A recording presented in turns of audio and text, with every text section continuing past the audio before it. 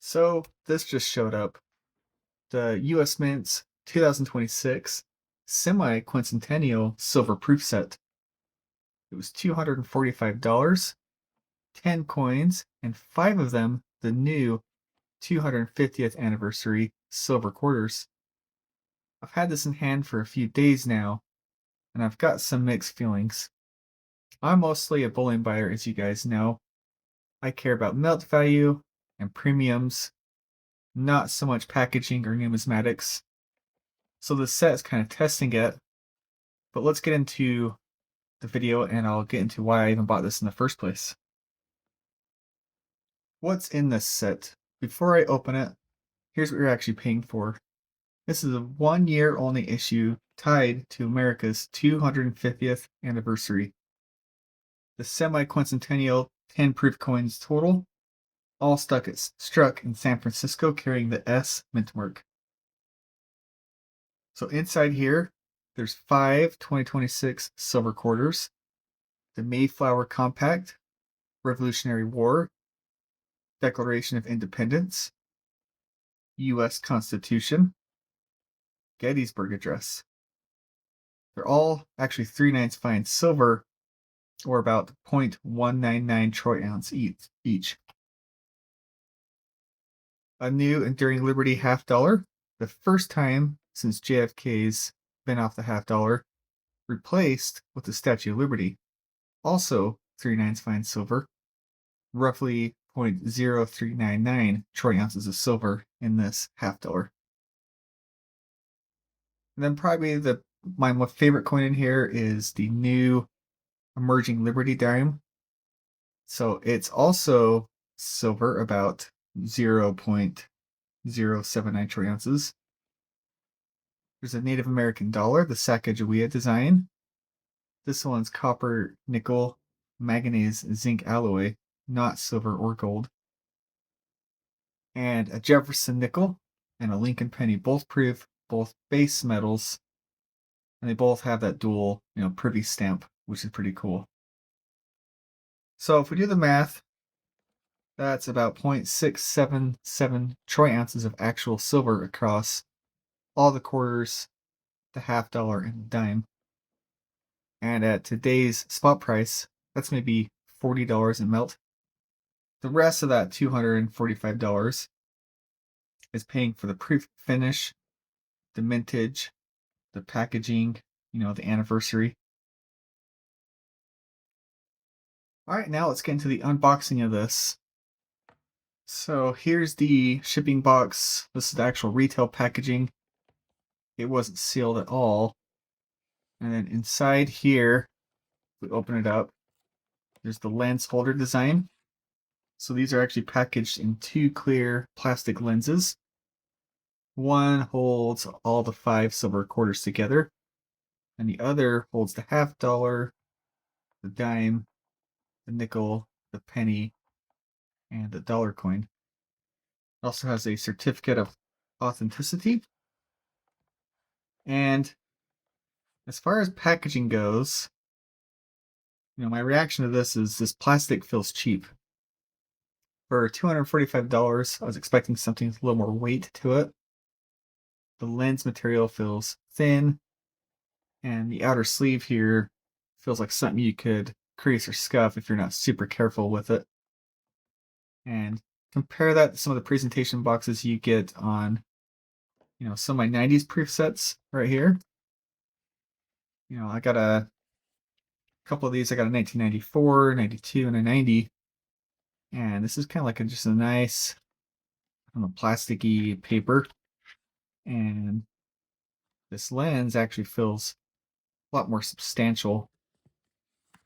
I know these are common. This is not silver, but this just feels so much better in the hand than these. This feels light. It's super cheap. So I would say packaging wise, it's a step down, at least from my older proof sets. Not that that's a big sample size, of course, but like I said, for $245, I would have expected this to feel a little more substantial. All right, now let's take a close look at all these coins, probably the most interesting video.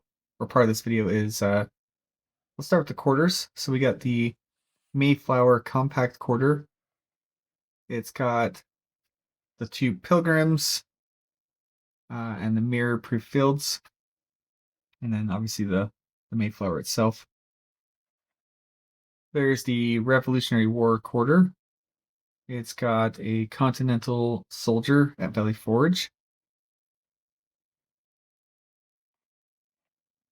That's pretty cool. And then the Declaration of Independence with the cracked Liberty Bell.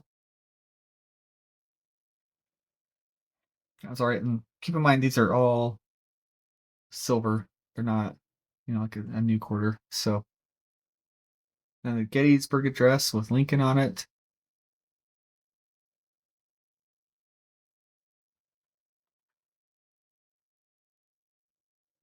And the Constitution quarter with Independence Hall that says, we the people.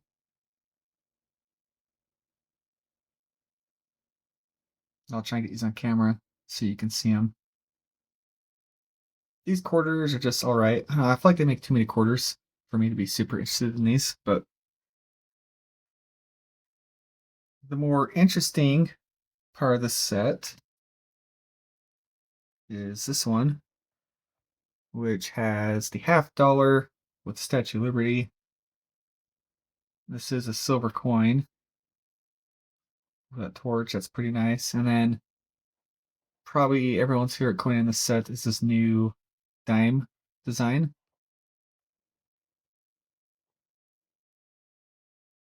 I think that's going to be a hit for sure.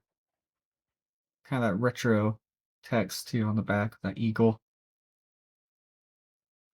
And of course, you got, they discontinued the penny last year, but they're probably going to keep making them for these kind of sets for the foreseeable future. And we've got a nickel. I guess Thomas Jefferson nickel. Pretty standard on the other side. And then the Sacagawea dollar. I always liked these coins when I was younger, but it's not hit the same as real gold. So strike quality on these, I am definitely not an expert. These are from the San Francisco Mint. They look like proof coins to me. The frosting, like say on the $50, looks really good. Really good detail. No complaints here. I don't think they cut corners on the coins themselves. It's just the packaging, in my opinion, is where they cut corners. Now I want to bring in these older proof sets that I got years ago. Probably actually got me interested in coins in the first place. So I've got a 1990, 1992, and a 1994 proof set.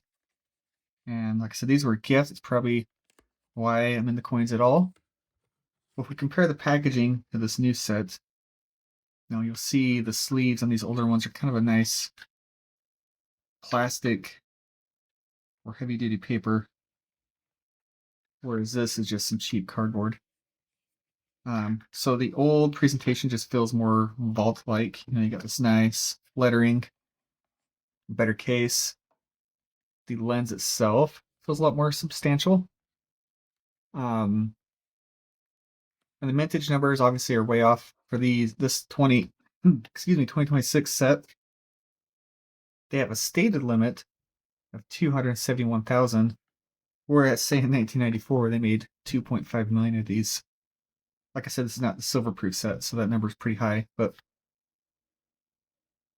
and the interesting thing is this 2026 set actually has more silver content than a standard modern proof set. The quarters, the half, and the dime are all 3/9 fine. And my 90s ones obviously don't have that going for them. So this is better as a stack because the metals are actually worth something. So here's my dilemma. I'm a bullion guy first. I like just pure silver and gold. Recognizable coins, cool designs, where I'm paying a lot closer to spot than obviously for these. And I'm not paying for that story. And I think this set's kind of the opposite of that. I'm paying a premium overmelt for the anniversary tie-in, the mintage limit, the proof-finish, and the Story of Liberty coming back to the dime with that new design and that cool $50. I would say this is more of a numismatic buy, not a bullion buy. And numismatically, I think it's pretty interesting release. You know, historically significant designs, that 250th anniversary, those dual dates, and a decent mintage cap. So where I've landed with this, I think I'm going to keep it sealed, put it back in the safe, and treat it as a historical piece.